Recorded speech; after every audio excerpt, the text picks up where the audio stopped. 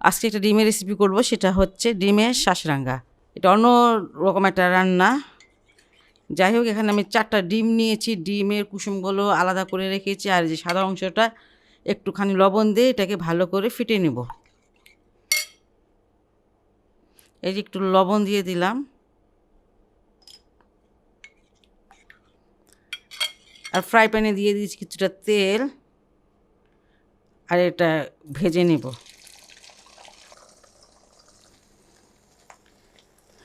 ডিমটা যখন দেখবেন যে এরকম শুকনা হয়ে গেছে, শুকিয়ে গেছে, মানে ভাজার মতন হয়ে গেছে, অমলেট আকারে করব, আর এটাকে তখন আমি ফোল্ড করে নিব।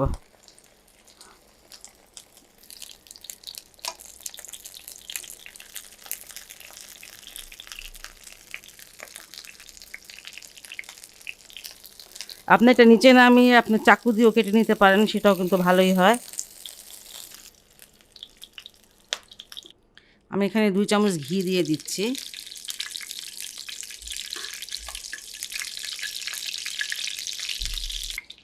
আর এখানে আমি কিছুটা পেঁয়াজ দিয়ে দিচ্ছি।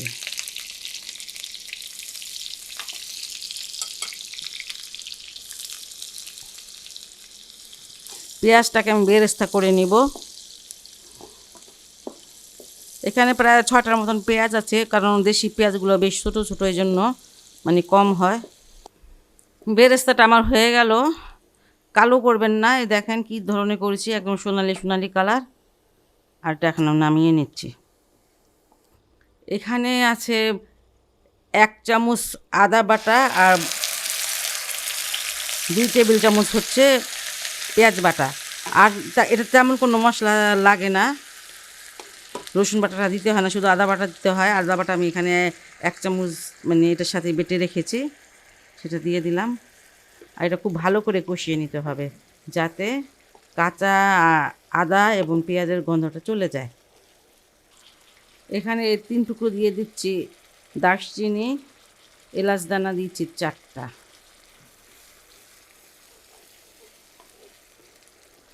পেঁয়াজ আর আদাটাকে আমি খুব ভালো করে কষিয়ে নিয়েছি, এটা কালার দেখে আপনারা হয়তো বুঝতে পারবেন।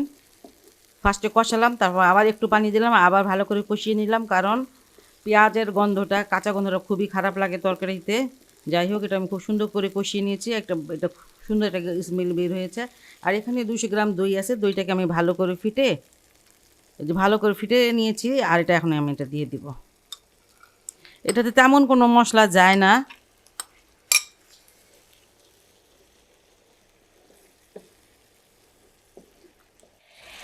বাটিটাকে ভালো করে ধুয়ে পানি দিয়ে দিবেন। এখানে বোধহয় 100 গ্রাম পানি হবে।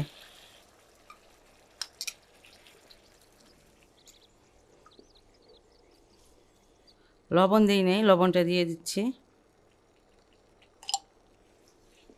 আপনারা এই ক্ষেত্রে অবশ্য চিনি দিতে পারেন, দইয়ের সাথে চিনিটা মিক্স করে দিয়ে দিবেন যারা চিনিটা খান। আমার বাসায় চিনিটা খায় না, সেজন্য আমি দিলাম না। আর চিনিটা দিলে মনে হয় ভালো লাগে, যেহেতু এটা টক দই। এখানে আমি 150 গ্রাম মোট পানি দিলাম।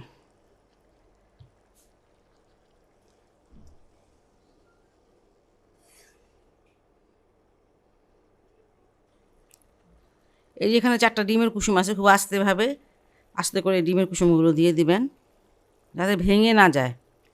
আর যে সেই ডিমগুলো সাদা অংশটা, সেটা যে ভেজে রেখেছিলাম, সেটাকে আমি সাইড দিয়ে দিচ্ছি। বেরেস্তাগুলো দিয়ে দিচ্ছি আমি। আরেকটা জিনিস আমি দিব, এটা অবশ্যই আমি দিতে দেখি নাই, তারপরে আমি দিচ্ছি। আমি কয়টা কাঁচামরিচ দিয়ে দেবো, ওটা ফ্লেভার আমার কাছে ভালো লাগে। আর একদমই ঝাল না, তো একটু ঝাল হলে ভালো লাগবে আমার কাছে মনে হয়। আপনারা যদি না দিতে চান তাহলে দিয়েন না। এই যে এখানে আমি আস্ত মরিচ কয়টা দিয়ে দিচ্ছি। আগে যে অভিজাত যে ফ্যামিলিগুলো ছিল, যেমন জমিদার ফ্যামিলি, ওনারা এই জিনিসটা খুব খেতেন, পছন্দ করতেন। এখন এটা তেমন একটা রান্না করে না কেউ। এটা যাই হোক, এটা আমি পেলাম এক জায়গায়, এই জন্য এটা রান্না করে আপনাদের দেখালাম। সহজ এবং অনেক মজার একটি রেসিপি। আমার মনে অনেক খুব সুন্দর একটা ঘ্রাণ বের হয়েছে। একটু ঘিও দিয়ে দিলাম 1 চামচ। আপনারা রান্না করলে বুঝবেন, ডিম তো আমরা সবাই খাই, তাই না? বিভিন্ন রকম করে খাই, একদিন এইভাবে একটু রান্না করে খেয়ে দেখবেন কেমন লাগে। আশা করি অবশ্যই অনেক ভালো লাগবে। ভিন্ন রকম একটা মানে রান্না। যাই হোক, এখন আমরা ঢেকে দিচ্ছি যাতে কুসুমগুলো মানে সিদ্ধ হয়ে যায়। প্রায় 7-8 মিনিট পর আমি আসলাম। এখানে স্বাদ যেটা বুঝিয়েছে সেটা হচ্ছে এই যে ডিমের কুসুমগুলো, এগুলা আস্তে আস্তে করে এখন শক্ত হয়ে গেছে। এখন কিন্তু এগুলো এই যে নাড়তে পারবেন। এখন আর ভাঙার কোনো ভয় নাই। দেখতেও মাশাআল্লাহ কত ভাল লাগতেছে।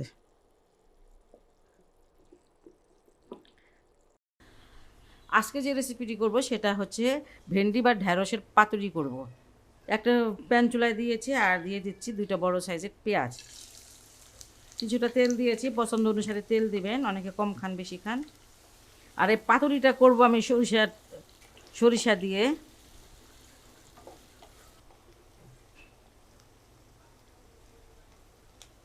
পেঁয়াজটাকে আর ভাজবো না, এটা ভাজা হয়ে গেছে। যতটুকু ভাজার, এখানে আমি 1 চামচ দিয়ে দিচ্ছি আদা রসুনের পেস্ট, হলুদের গুঁড়া আধা চামচ, মরিচের গুঁড়াটা 1 চামচ, ধনিয়ার গুঁড়াটাও প্রায় 1 চামচ, অল্প একটু পানি দিচ্ছি।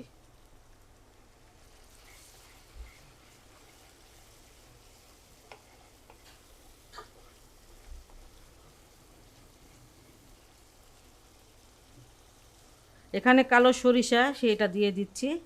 খুব বেশি দেওয়া যাবে না, এটা 1 টেবিল চামচ হবে, বেটে 1 টেবিল চামচ হবে, পাতলা করে বেটেছি। আর এমনিতে এক চামচ নিলে পরে বাটলে এতটুকু হয়ে যায়, বেশি দেওয়া যাবে না, বেশি দিলে তিতা লাগে।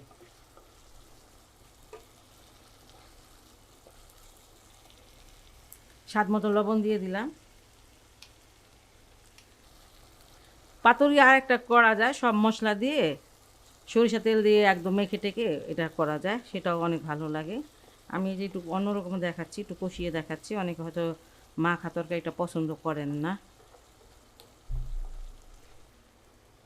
এই যে এখানে খুব কচি ধরনের ঢেঁড়স নিতে হবে, আর প্রত্যেকটা ঢেঁড়স যে কেটে নিয়েছি এবং আস্ত নিয়েছি। মশলাটা কষানো হয়ে গেছে, আর এখানে 300 গ্রাম নিয়ে নিয়েছি ঢেঁড়স। সবগুলো মানে কচি কচি দেখে নিয়েছি। একটু ভালো করে কষিয়ে নিব 2 মিনিট। 2 মিনিটের কথা বলে প্রায় 4 থেকে 5 মিনিট আমি এটা ভালোভাবে কষিয়ে নিলাম। এই তেল আর মশলা আমি একটু মানে ভাজা ভাজা করে নিলাম। এই যে আপনারা দেখলে বুঝতে পারতেছেন, আর এখন একটু ভালো একটা স্মেল বের হয়েছে। যাই হোক, এখানে আমি পানি দিয়ে দেবো এখন।